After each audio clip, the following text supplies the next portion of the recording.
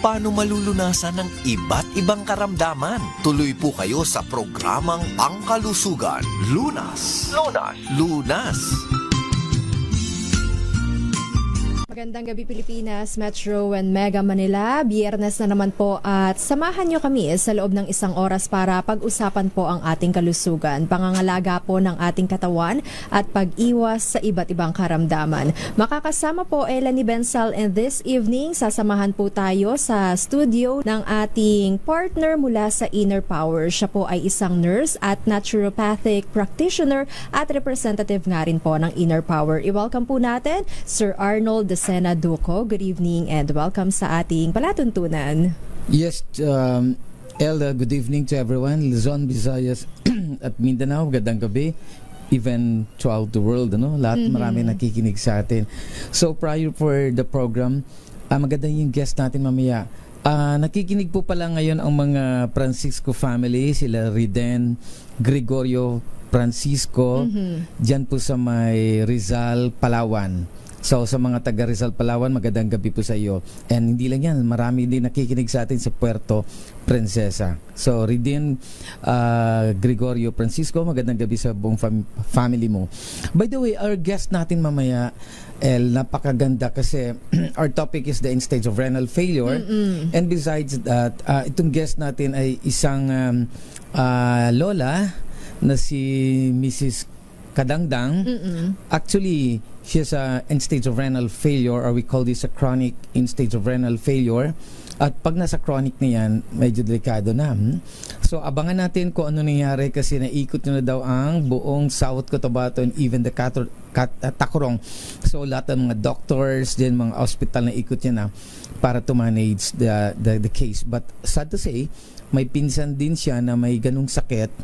So, namatay yung pinsan niya. The same story with this case. So, ano bang itong tinatawag natin na stage of renal failure? Or, teka, ito po ng mga cancer patient natin. Pinaalalahanan ko po, kailangan bago tayo magpapa-chemotherapy, kailangan everything is normal, lalo ng platelet, the hemoglobin count, the WBC. So, itong pasyente natin, normal na po lahat. Itong pasyente ko kasi ngayon, maganda tong case kasi nagkaroon siya ng edema, no? Yung lower part ng paa niya dahil meron siyang uterine cancer. Namamanas. Nagmanas na siya. Ang tawag dito is lymphatic edema. So, sabi ko, you have to make take an Inner Power. So, ito napakagandang result kasi nung mag-take siya ng Inner Power, dati hindi na siya makakalakad, naka-wheelchair nang. Ngayon, bumalik na siya sa pagtatrabaho. Wala na yung pamamanas. Na walang pamamanas, but I encourage here to continue the chemotherapy. Kasi at this age, the body cannot support to produce thymosin hormones. These are the hormones that capable to transform different antibodies to create interferon or to interfere this kind of cancer. So, nagsishrink na yun po yung thymus gland natin at the age of 30 plus. So, pag nag-40 na tayo, wala na. Yes. Kaya ang kasikatan ng ating katawan ay nag-range lang yan sa 15 to 30 years old. So, that's why pagdating mo ng 40, dami nang lalabas ng mga sakit kasi nag-subside na ang production ng ating hormones to create antibodies. So, Unless kapag naging health conscious ka, nag-exercise ka, nag-adapt ka ng lifestyle modification. Exactly, because by that method, we can reserve the most powerful antibodies inside the body, especially itong tinatawag natin na T lymphocytes. They will take long period of time until sa pagtanda natin. So kung marami tayong ganitong T lymphocytes, so na magiging family yan ng mga interferon, kung mga CD3, CD4, CD5, CD6, 1920, ganun, they are capable to defend us. Kasi itong mga white blood cells na iba, like neutrophils, they can easily die after to combat the enemy, patay ka agad yan sila. But the T lymphocytes will takes hundreds of bacteria o virus na kaya nilang patayin bago sila mag-subside. Kasi the first time to encounter the enemy, kung sa sundalo ito, sa may giyera, ang unang mag-attack the neutrophils. If we have a lot of neutrophils, we can destroy the enemy. Pero kung kukonti po ang neutrophils natin, sad to say, Madali ka papasok. talagang kapitan ng sakit. Yes, saka papasok yung mga powerful natin na antibodies no, to mga generals. So, dapat naka-reserve muna yan sila na defense ng katawan natin. Later na, dapat neutrophils. So, how to create neutrophils? Simple lang. Kumain po na tayo ng mga highly nutritious food and yung mga processed food, tanggalin yan sa diets, no? Imagine mo for how many years na ako nagli-lecture dito. Since 2011, sinasabi ko sa mga client ko, iwasan natin ang processed food. Pero some people, hindi yan pinapakinggan. Such time na magkakaroon sila ng sakit, dito na po sila umiiwas sa mga processed food and they give a healthy lifestyle. So, by the way, in stage of renal failure, we have different kinds of causes of the in stage of renal failure. Like for example, itong patient natin si Mrs. Makandang, ang problem sa kanya, sabi ko, diabetic ka ba? Hindi naman. Nung in-interview ko siya, no? Sabi ko, what is the cause of your Renal kidney failure. renal failure? Sabi niya, sir, may paborito ko pa talaga, chichirya. So, yung chichirya daw ang pinaka-paborito niya, yung CHI, no? Dugtong na niya. Yun ang pinaka-paborito daw kainin. Tapos, kahit nagta-travel, dalalang sakyan nila, and besides that, soft drinks. So, Napaka-unhealthy, no? unhealthy food. You know that chichirya contains a lot of salt, no? Hindi lang yan sodium chloride, may nilalagay pa yan ng mga monosodium glutamate, no? Yung sodium glutamate, pag mag-overdosage kasi not healthy. Actually, sodium glutamate is composed of glutamic acid. It is a salt of glutamic acid plus sodium hydroxide. So, it will create monosodium glutamate. Ibig sabihin, isang atom, may atom ng sodium and may molecule ng glutamic acid. So, naging salt siya. But the problem of this, magiging, minsan nagtatransfer yan to become glutamine, no? So pag maging glutamic acid, no, maging glutamine, very important yan sa katawan natin kasi they are amino acids. But the problem is overdosage of these substances can also destroy the transmission of the electrons of the brain. So masisira niya itong mga nerve, ang mga electrons ng utak natin. Kasama niyang myelin sheath dyan. Masisira niya yan. So, once it happen, magkakaroon ng maraming problema sa ating katawan. Sometimes magkaroon ng paralysis, pananakit ng katawan, nangihina po ang katawan. So, lahat po ng mga vitamins, nutrients that we needed in our body, Kinakain niya. hindi. May may definite na dosage na kailangan ng katawan natin. Like for example, vitamin C. Vitamin C, kailangan natin yan talaga. It's at 400 mg per day. Pero, pag kumain po tayo ng mga vitamin C na sobra-sobra, halimbawa, you take 1,000 to 10,000, no? Yes. Merong mga ganun na gagaling ka sa cancer, you have to take 10,000 mg of vitamin C. No, hindi po totoo yan. Sayang lang vitamin C in-intake nyo. They will become a waste product of the body. May ihi lang yan at matatae. So, kung hindi nyo kayang mag-take ng, sabihin napakaasim ng mga vitamin C, so you have to take na lang mga bayabas, mga nasa vegetables, fruits, nandun pong vitamins. So, sabi niya sa akin, ang cause lang ng pagkasira niya is yung chichirya. So, those, we have to face the reality, no? Kasi sa libro, mostly, number one cause ng pagkasira ng kidney is the diabetes mellitus, no? Followed by hypertension and trauma of the kidney. So, wala pang nailagay doon na the food that we intake. So, of course, kasama yung the food that we intake, what kind of food that we have to eat. So, overuse and overeating of salty foods, para bang inaasinan mo na yung kidney. And overeating of protein, hindi rin maganda yan kasi the waste product of protein ay sobrang dami. Merong mga uric acid, merong urea, merong proteinuria, merong kung ano-ano pang mga waste na ilalabas. So, nahihirapan po yung kidney natin na i-filter ito. Kasi merong tinatawag na nephrotic filtration doon. Yung tinatawag natin na diffusion and osmotic pressure. So, yung osmotic pressure by a semi-permeable membrane, sinasala doon. Ang pwede pang gamitin ng katawan, ibabalik. Yung waste product, itatapon. So, huwag po nating i-overwork yung kidney. Lalo na pag marami kang asin na kinakain. Kasi meron lang naman mga, I think, how many grams? Nakalimutan ko na. I think, 10 10 gram, 1 gram, I think 1 gram of salt ang capable na kailangan i-consume natin sa isang araw. So pag nag-excess yun, hindi na maganda kasi mag-overwork na yung kidney natin to remove those. So, ang pagkasira ng kidney ay diabetic patient, pagtaas ng blood pressure, the food that we intake, trauma.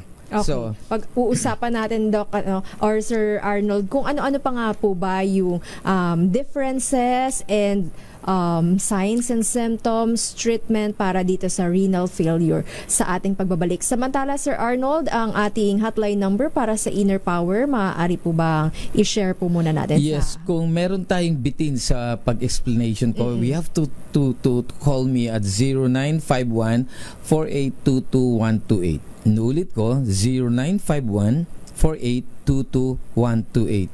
Inuulit ko, 0951-4822-128. Inulit ko, 0951-4822-128. Yung Facebook is Arnold Duco or Arnold Bigafreya Dicena. So for clarification, call me. Alright, pag-uusapan pa nga rin po natin renal failure sa ating pagbabalik dito pa rin po sa programang Lunas sa DZRH at RHTV.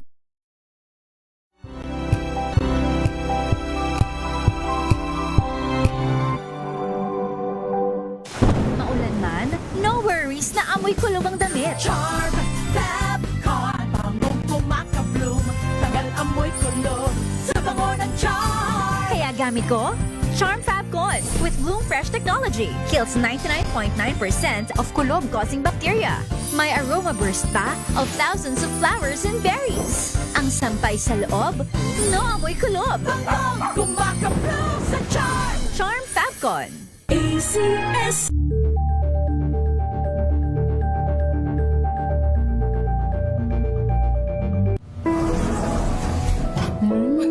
Amoy forever. Amoy LQ.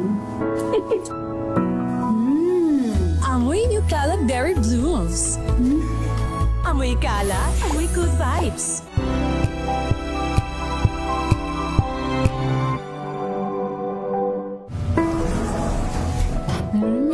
Amoy forever. Amoy LQ. Amoy New Cala Berry Blooms. Amoy Kala, amoy good vibes.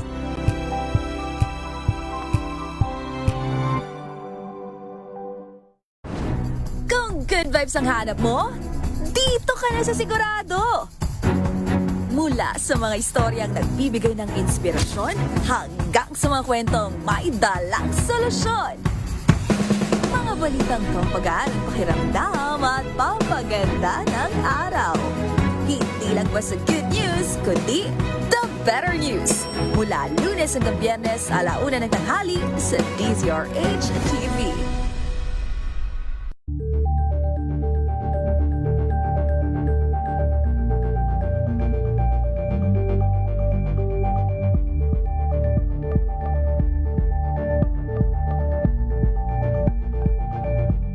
Ito ay bunsod ng naitalang 17 individual na ang kanilang naaresto. Ng Metro Manila Development Authority o MMDA ang No Contact Apprehension Policy o NCAP sa Metro Manila. Sa ang ilang mga dokumento ay peke.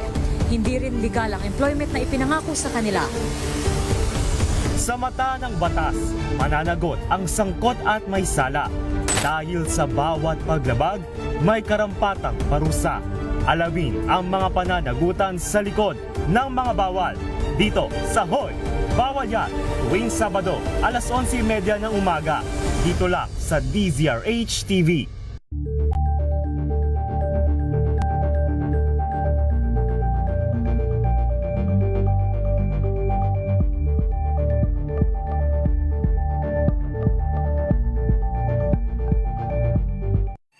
Mga balitang gigising sa inyong umaga. Mga balitang kailangan mong malaman. Mapapakinggan sa ACS Balita sa 2x2. Kasama sina Anthony Taberna at Jerry Baha. Lunes hanggang Biyernes.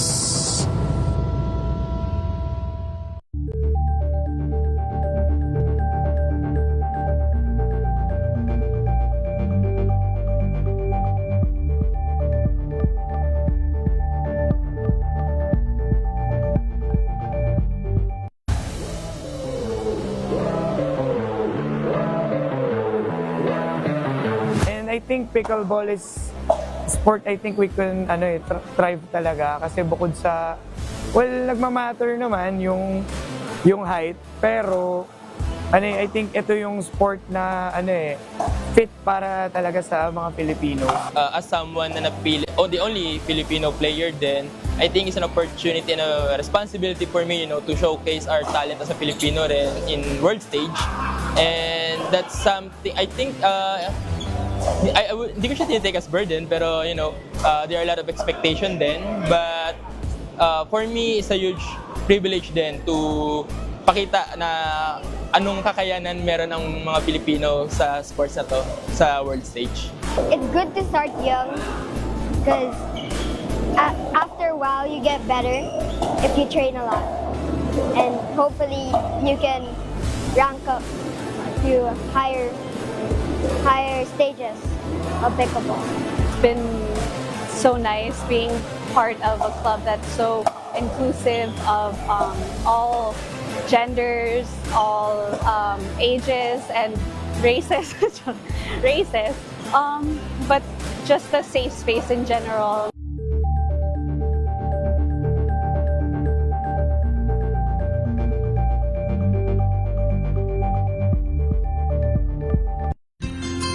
Ang dami-dami talagang mga sakit ngayon. Kaya para malaman kung paano ito maiiwasan at malulunasan, tayo na't makinig sa ating programang Lunas.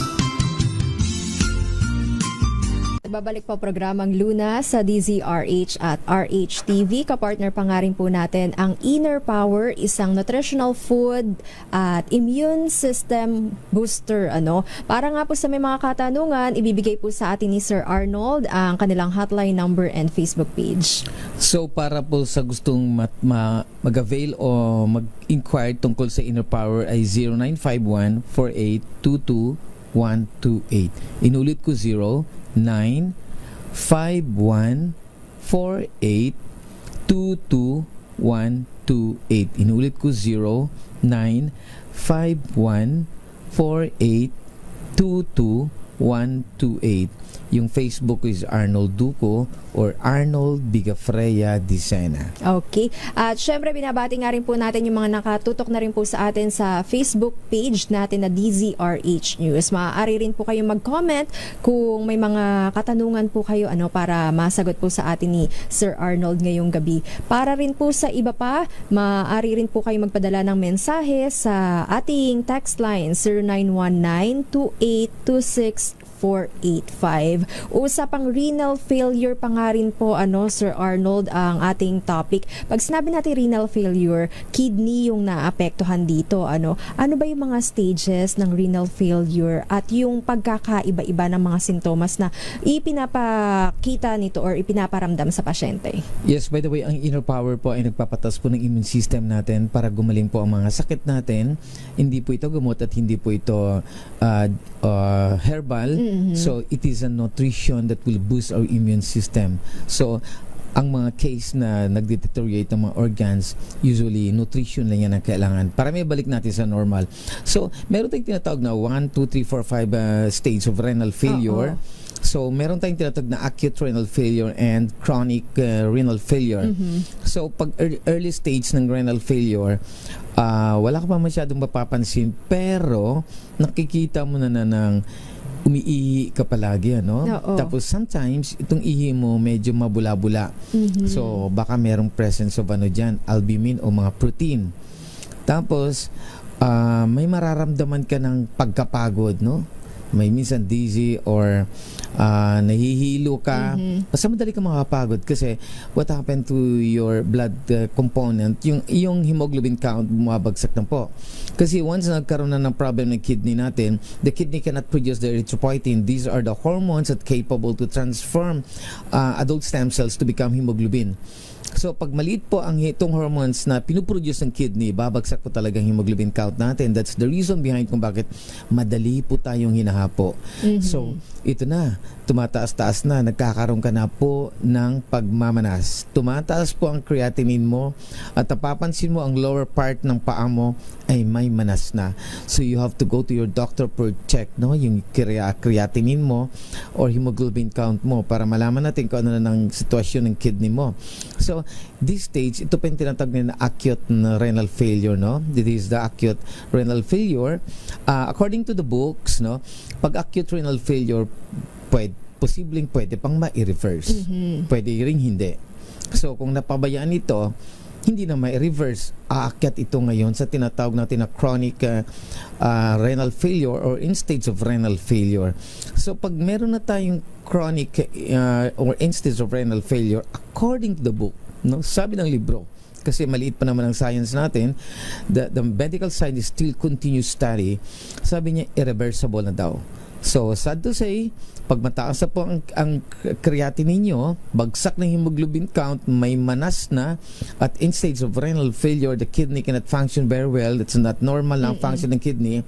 That's the chronic, that's the end stage. Ibig sabihin, sira na po ang kidney natin. In that case, kinakailangan na siya i-dialysis. Yeah, Oo. usually mga 300, 500, kailangan i-dialysis na. Dialysis or kidney transplant. Later, kung may pera ka ng kidney transplant. Kasi pag medical science, ang katapusan niyan is transplant talaga. Wala nang magagawa. But napakahirap po mag-transplant, napakahirap maghanap na mag-partner sa tissue called, tissue natin na para yung mag-donate. magmamatch. Magmamatch, exactly. Napakahirap. Sometimes, pag na-transplant, nare-reject din. So, sad to say, balik sa dialysis. Kung hindi, minsan namamatay ng pasyente. So, what happened to this patient? Ang sabi niya sa akin, kailang i-dialysis na siya ng doctor. So, abangan niyo mamaya kung ano nangyari sa kanya, kung na hindi ba siya gumaling sa kanyang kidney kasi nasa chronic na siya. So, pag sinabi po natin chronic, ito na po yung in stage of renal failure, kailang i-dialysis ng patient. But according to the book, pag chronic na, wala na pong gamutan dyan. Hindi naman ginagamot yan, no? We have to nourish the patient to create antibodies, especially the macrophage o macrophages, no? Itong macrophages na ito, they are the antibodies that capable to renew the new cells para mabuhay po ulit ang ating mga organs like kidney, heart, everything. Heart is the only organ that doesn't rejuvenate. No? Sad to say, ang puso po hindi nag-rejuvenate. So, ang puso natin hanggat tayo mamatay, ganun pa rin. Kaya pag mayroon kang sakit sa puso naman na cardiomegaly, ingat na ingat kasi most of the patient namamatay talaga. But I have a lot of patients sa may cardiomegaly na napapagaling ko naman. So we have to back to renal failure. So, once na dinadialysis ng patient, dito na ang danger sa pasyenteng dinadialysis, no? May mga case rin kasi Sir Arnold na kahit dinadialysis na siya, hindi pa rin hiyang yung pasyente, 'di ba? So parang hindi pa rin umiepekto yung gamutan na yon, yung procedure na yon. Oo, kasi minsan pag dinadialysis na tayo, ang mga pasyente na yan, matitigas din ang ulo, kain ng mga prutas, mangga, saging, mataas po ito sa potassium at phosphorus. So dahil sa taas ng potassium nito, mga ngati-ngatihan, uncomfortable, ang daming problems pag hindi balance yung chemical sa katawan natin. At hindi lang yan, dahil mababaw mo yung hemoglobin count, palagi siyang hinahapo. So, malapot po ang dugo niya, they are very dangerous and malapit po sila sa cardiac arrest and stroke. Kaya napapansin natin, karamihan po sa dialysis patient ang ikinamamatay ay cardiac arrest or stroke or pneumonia. Kaya kahit dinadialysis kayo, ingat pa rin kayo. You have to monitor palagi yung iyong hemoglobin count and WBC para mapataas natin. But don't worry, Inner Power can help a lot to increase the production of white blood cells and the hemoglobin count and platelet. Pag-usapan nga natin, Sir Arnold, ano nga ba yung meal plan or diet na maisa-suggest natin sa mga nagda-dialysis, sa mga may kidney failure na kasi yan rin yung kanilang pinoproblema dahil sabi nyo nga kay Nina, kailangan na umiwas na rin sa saging dahil mataas ito sa potassium at iba pa. Yan po ang ating babalikan maya-maya. Muli, Sir Arnold, ang ating hotline number and Facebook page para sa mga interesado pong mag-avail at may mga katanungan rin po na gusto nilang malaman tungkol sa inner power. So sa mga gustong malaman what is the inner power and how to manage, related to sa mga sakit na diabetes mellitus, gouty arthritis, lalo dito sa renal failure and fatty liver and everything.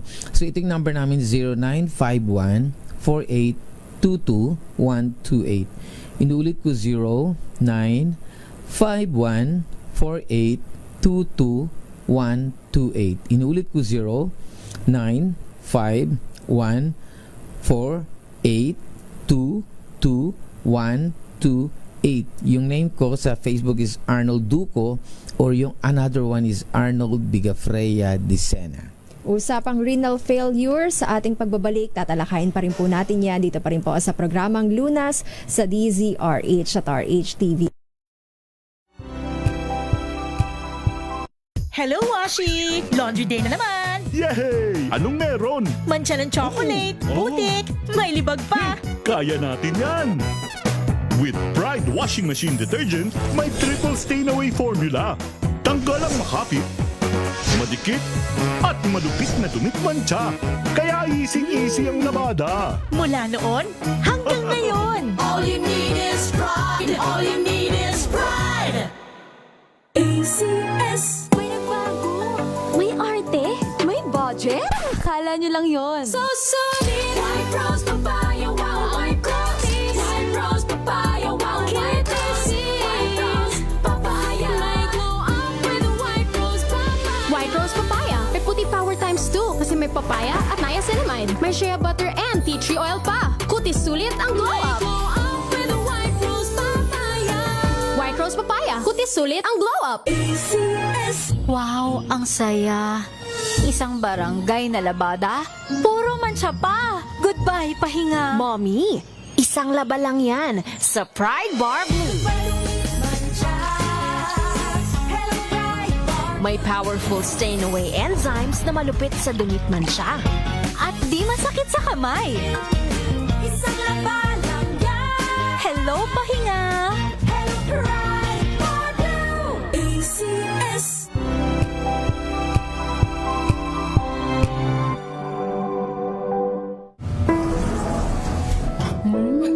Amoy forever.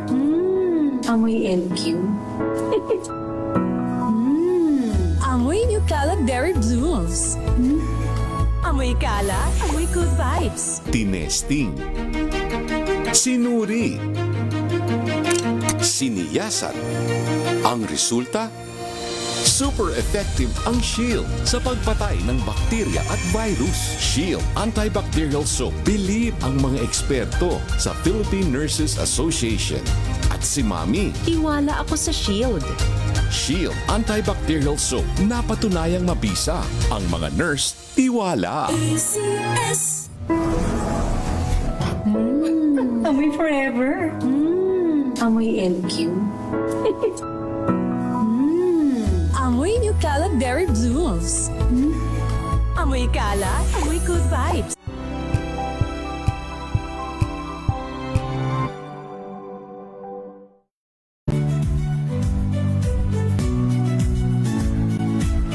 Magandang araw mga kaibigan.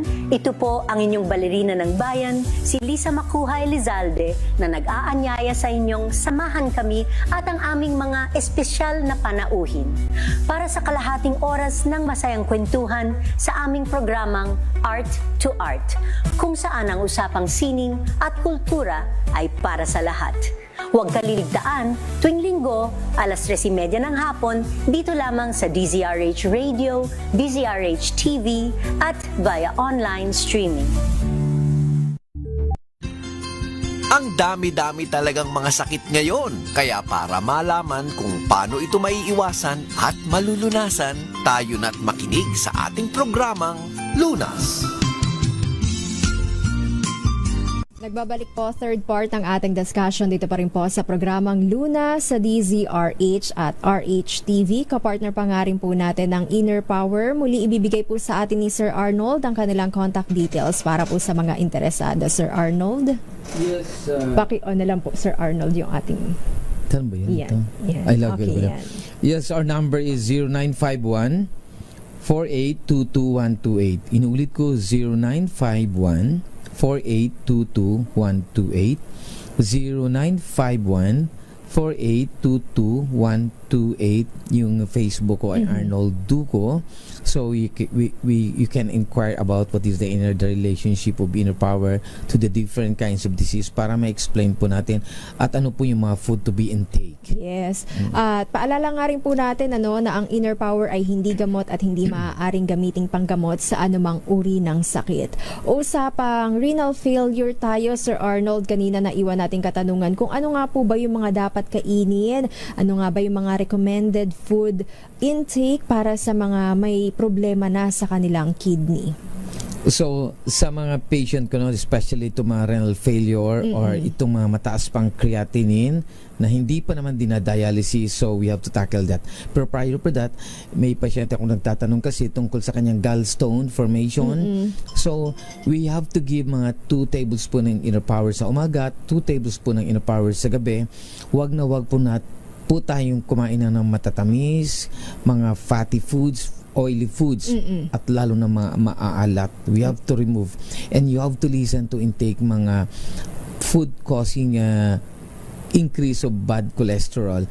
Like for example, itong mga mantika na how many times ang piniprito, the palm oil, the coconut oil, itong mga pagkain na may margarine and lards, lahat po ng tinapay and pastries, mga cookies, meron pong margarine at lard yan. So, hinahinay po tayo sa pag-intake dyan kasi ang pag-intake po ng trans fat ay nagkakos po din ito ng bad cholesterol. So, sometimes itong cholesterol na ito yung dahilan ng pag-create sa bilirubin natin at dito sa calcium compound, then mga fatty acids, cholesterol at namumuo na itong gallstone na parang bato na matigas. So, yung mga bilibrin, doon po nanggagaling yan sa food din na ini-intake natin. So mamaya ipagpatuloy natin, Sir Arnold, nasa linya lang po muna natin si Miss Marisa Aceres ng Mrs. po yan. Mrs. That is 66 years old. Okay. Mula sa Takurong, Sultan Kudarat. I-welcome nga po natin Mrs. Marisa. Good evening po. Good evening. Ma'am, kumusta po ang ating kalusugan? Ito, mabuti naman po. Ayan. So, 66 years old na po, ma'am. Kayo po ay na-diagnose na may renal failure. Tama po ba?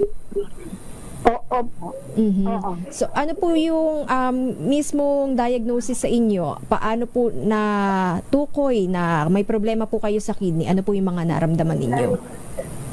Kasi lumubo kasi noon ang katawan ko, ma'am. That's an edema. Lumaki talaga ba? Okay. 60 kilos ako. Oh, nag-overweight. Hindi lang yung pamamanas. Tama. Talagang manas na manas hanggang ulo, hanggang paa. Oo. Kailan po nangyari yan? At what particular age po? 41 pa lang po ako noon. 41 pa lang. Ano po bang mga naging habit ninyo sa pagkain? Ano po ba yung mga kinahiligan nyo, Mrs. Marisa? Noon mahilig ako sa coke at saka yung mga chicheria, lalo na yung chipe. Noon, di ba, maalat yun? Machicheria, maalat. Oo. So, bata pa lang kayo, kahiligan nyo na po yan, Mrs. Marisa. Hanggang sa na-diagnose nga po kayo may renal failure, ano po yung mga naramdaman ninyong pagbabago sa inyong katawan? Napo-doktor din ako noon. Kaso walang ako noon na dialysis na ito, Mrs. Dialysis na, sabi nila sa ako noon. Pero so parang malala na po agad, ganon? Oo, naging malala na talaga malaki na kagad yung katawan ko noon. And then? naano ko dito sa TV, sa channel na ito, habang nanonood ako noon, may nabanggit si Doc na nagdialysis na daw siya. Tapos, umano siya ng inner power, yun na daw. Kaya, ginaya ko. Oo. Pero kayo po ay nagda-dialysis na rin nun. Ipinagpatuloy niyo po ba? Hindi. Sinimulan niyo po yung pagda-dialysis? Ay, hindi po. Kasi ayaw kong mag-dialysis noon. Kasi Oo. may side effect na sa akin noon eh. Tapos, kailan po kayo nag-take ng inner power? 2003 ata noon. Matagal na. I think hindi 2013 kasi 2013 hindi 2003. Oo. Ma'am, wala pang inner power ng 2003. I think it's 2013. Yeah, 2013. So, nag-inner power po kayo. Ano po yung mga changes na naramdaman ninyo? Yung mga gaano po kabilis umepekto ito?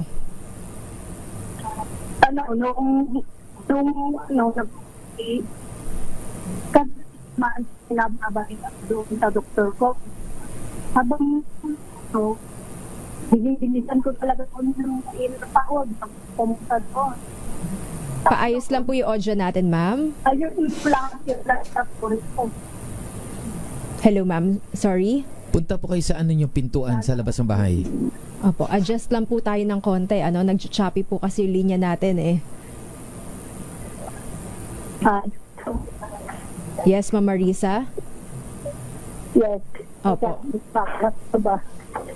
Hello?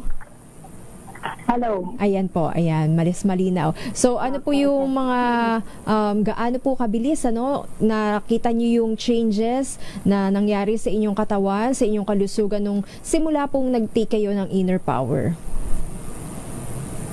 Marami talaga, naging malakas ako. Pag umiinom kasi kami ng mister ko, malakas, hindi kami masyadong napapagod ba, malakas ang namin. So, nawala yung pamamanas? Nawala na. Oo. Mula nung nag-take ako ba. Tinigil nyo na rin po yung pagkain ng mga chicheria? Ay, tinigil na lahat ng bawal. Kasi sabi ng doktor, at saka sabi ni Dok dito, pag kahit gaano ka kahit inom ka ng gamot o anuman, hindi mo inaano yung mga bawal na pagkain, wala din mangyayari. Yes. Disiplina rin lang talaga, Tapos yung hindi kayo tumatanda. Yung sabi ng mga kakaibigan. Ay, oo, hindi. Yeah. Sabi nga nila, bakit? Hindi ka ata tumatanda. Blooming pa rin at the age of 66, ganon, Miss Marisa. Oo, parang sabi nila, mas matanda pa daw yung mga 56, ganon. Kailan po kayo huling bumalik sa ospital para po ipacheck po muli yung inyong kidney kung okay na po, at hindi na nga po talaga kinakailangan na mag-dialysis? Ay, matagal na kung hindi kami nakapunta. Oo. Pero normal naman po yung inyong mga nararamdaman. Wala naman pong pananakit, yung pag-ihi nyo po, okay naman. Wala naman. Noon kasi mabula talaga ang ihi ko. Pero ngayon wala. That's albumin. Kasi proteinuria. 2 times a day kami umiinom ng inner power. Tagi-isang kutsara na malaki. Oo. Tapos ma'am, ano yung kwento mo ng mga all of your members of the family are using the inner power? Even sa States? Kahit yung kanina sabi niya yung asawa niya, Ma'am Marisa? Yung Ma'am Marisa, yung asawa niyo rin po? Yung family nyo, sabi nyo nasa ibang bansa, gumagamit din, dan? Pag umuwi sila, pag may umuwi, pinapadalhan din namin. Kasi yan ang inaano nila sabi nila, bigyan din ninyo kami. Kaya nga, di ba, tinanong ko sa iyo noon, Doc, na kung pwede, mag-LBC doon. Sabi mo, mahal. So ngayon, kadamay. Ano pong mga magbakasyon, talagang inaano ko sila, binibigyan. Kasi maganda din daw yung nila, hindi daw sila pagod, masarap daw ang nila. Tulog. Pakiramdam. So sa asawa niyo po, ano po yung kaso? Ba't rin po siya nagtitake ng inner power? Ay kasi sabi niya sa akin, aba, ikaw lang atang lumalakas. Gusto rin yata magmukhang bata ng asawa niyo po, no? Iinom din ako, sabi niya doon. Kasi kung minsan, na-arthritis din yan eh. May arthritis din. Kung nakakain niya yung mga bawal. So isa po si Mrs. Marisa Aceres na natulungan rin po ng Inner Power, napaganda po ang kanyang kalusugan. Maraming salamat po, Ma'am Marisa. So by the way, kung Thank you po. thank you po very much. So kung yun ang kinatakutan ng mga tao once na mag-stage of renal failure sila, takot na takot sila sa pagdialysis. Sayang din na niya na ibanggit kanina yung pinsan niya, nagkaroon din ng ganitong case, halos sabay sila. Pero namatay yung pinsan niya na hindi na nakaabot. Hindi na nakaabot. Anyway, Sir Arnold, pag-usapan pa nga po natin, papaano nga po ba yung tamang pag-take ng Inner Power at para nga po ba kanino ito para sa mga tagapakinig natin para ma-enlighten rin po sila kung kinakailangan rin nga po nila mag-avail nito sa ating pagbabalik dito pa rin po sa programang Luna sa DZRH at RH-TV.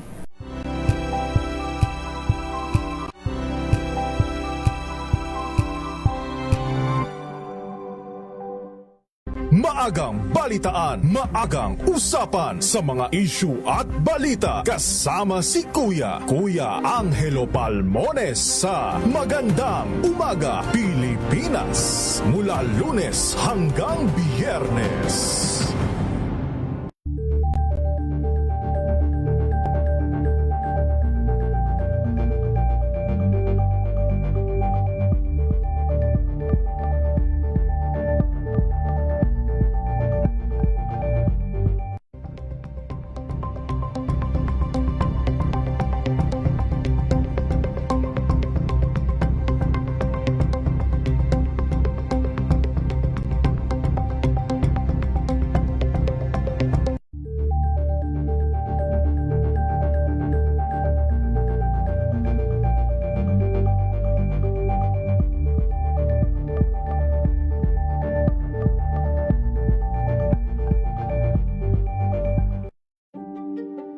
Buklatin ang mga pahina. Pakinggan ang boses ng lipunan. Tunghayan ang mga issue mula sa ibang katayuan. Nakakalungkot kasi deserve ba namin ng ganito? Na hindi nila alam kung ano talaga yung kanilang mga karapatan. Yung gobyerno, tinulungan nila yung kanilang magsasaka. Pinapatahimik tayong lahat using various laws. Through education, kayang-kaya nating baguhin yung ganitong klaseng pag-iisip. Isang kwento, iba't ibang anggulo. Dito, sa Point of View.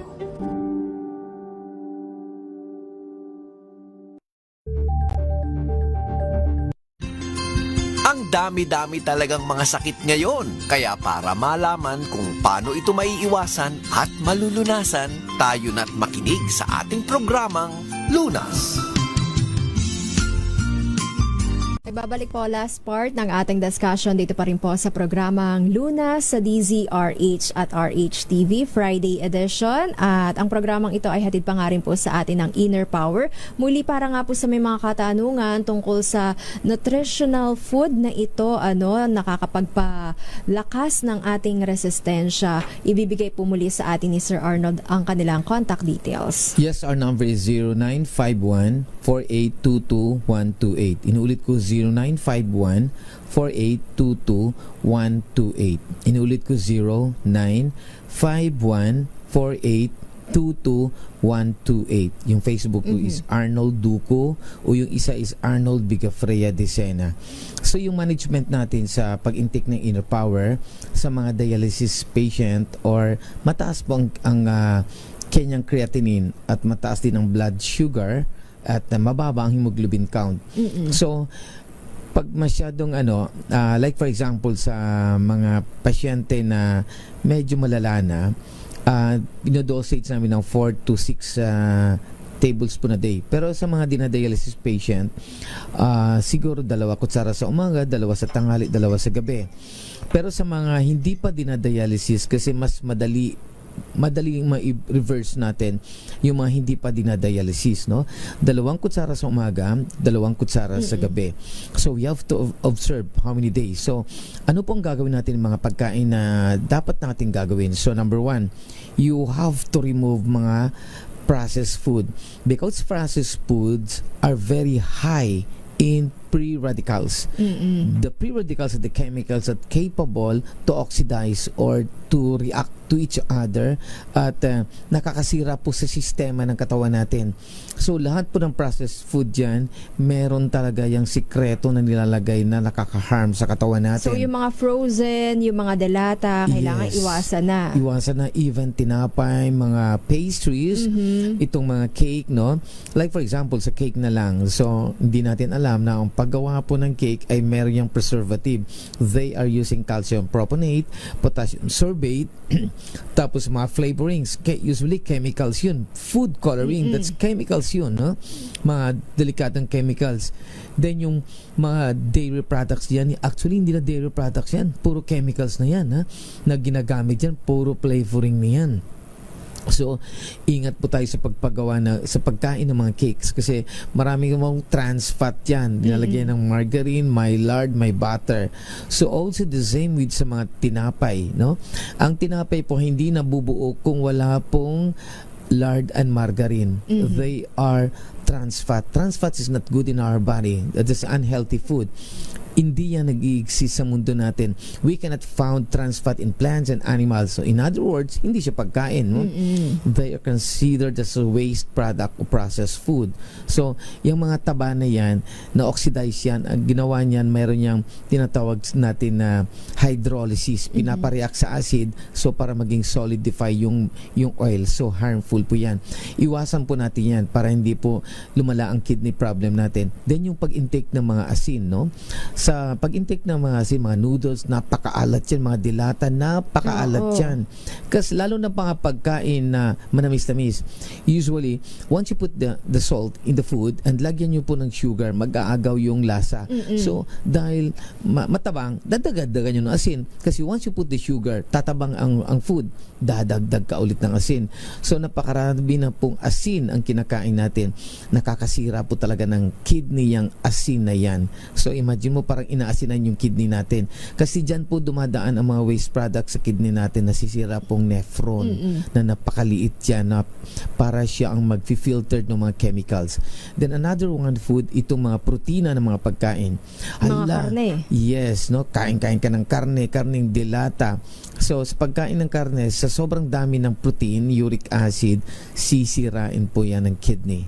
So sa mga taong may problem na sa kidney, ang ating pagkakainin number 1 is mga highly fiber na food, mga gulay, mga root crops, mga seaweeds, and only few mga seafoods, no?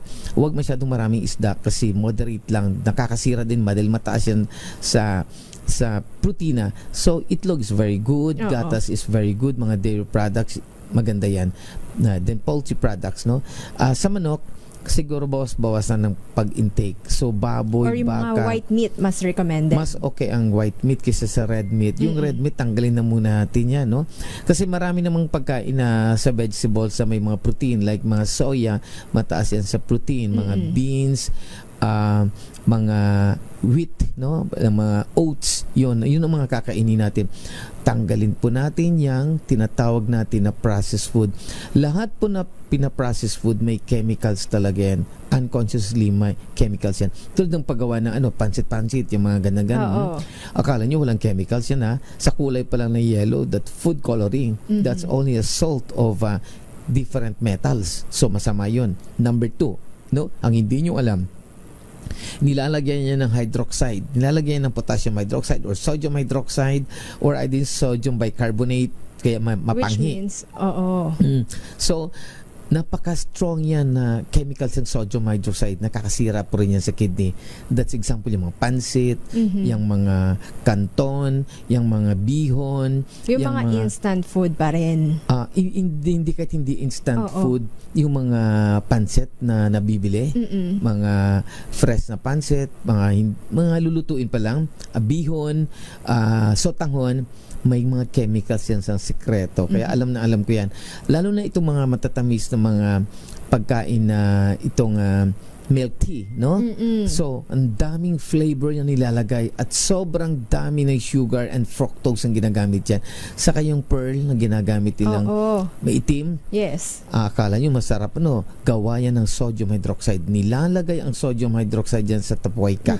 So, para maging makunat-kunat at gami-gami, ang nilalagay yan sa sodium hydroxide. Tandaan nyo, sodium hydroxide, that is one of the most powerful hydroxide on earth. Kaya mainam talaga na raw, natural Exactly. yung kainin natin, 'di ba? Yung mga plant-based na sinasabi. Dapat talaga mga pagkain lang na fresh na tayo magluluto. So you have to go to palengke, magluluto ka. Huwag kang bumili ng mga ready to eat na ng mga pagkain na nakadilata dyan or napakasarap. Actually, flavor lang yan. Ito mga juices, hindi naman totoo mga fruit yan.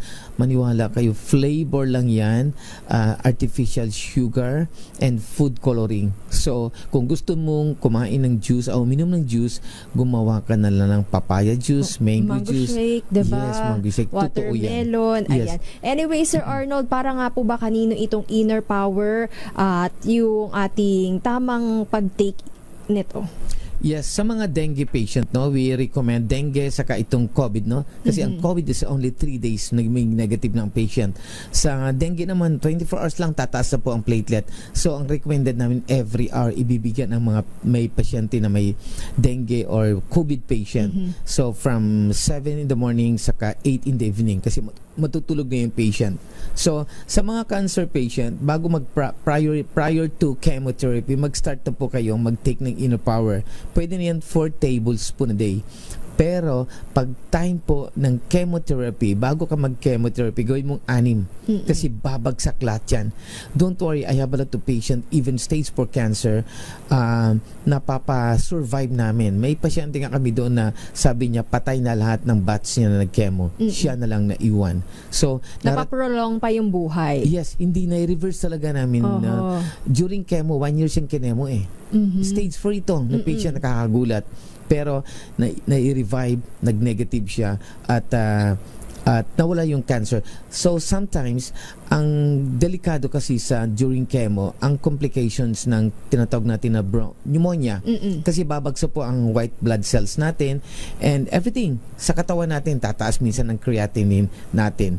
So kailan ba talaga healthy lifestyle, and you can call me anytime. Babagting ko lang yung number natin. By the way, nakikinig ko pala si Riden Francisco Gregorio ng Palawan dito sa Rizal. So, kaibigan natin yung mga Riden Francisco family dyan sa Rizal.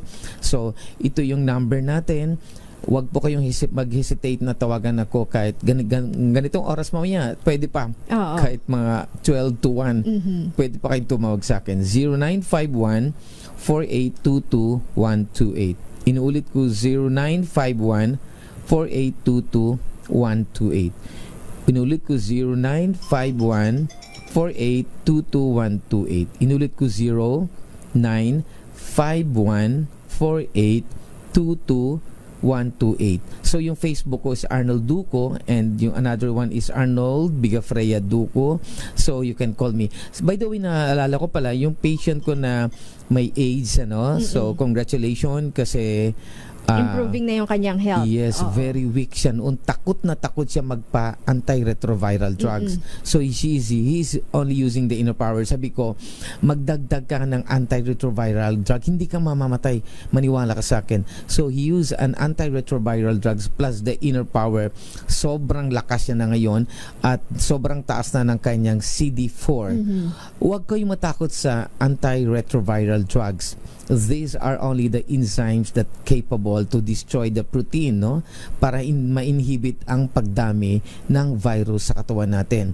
So the inner power will help naman to produce CD4. Itataas siya itong CD4 na antibodies natin. Itong antibodies natin, sila naman yung papatay doon by the process of engulfing the virus. At sad to say, hanggang ngayon wala pa talagang gamot o nakakamatay na pwedeng pumatay sa virus na nasa katawan natin. So tandaan mo ninyo po na ang antibodies lang ang pwedeng pumatay sa mga virus na sa katawan natin.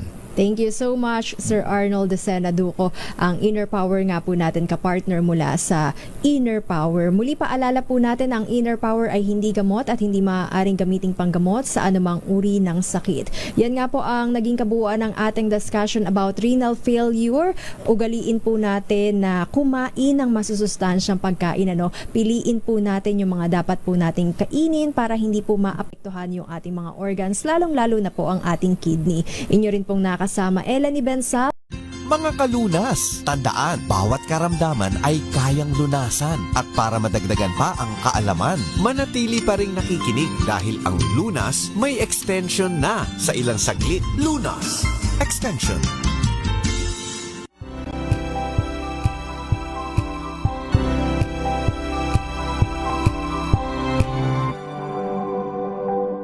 Hello, Washi! Laundry day na naman! Yay! Anong meron? Mancha ng chocolate, putik, may libag pa! Kaya natin yan!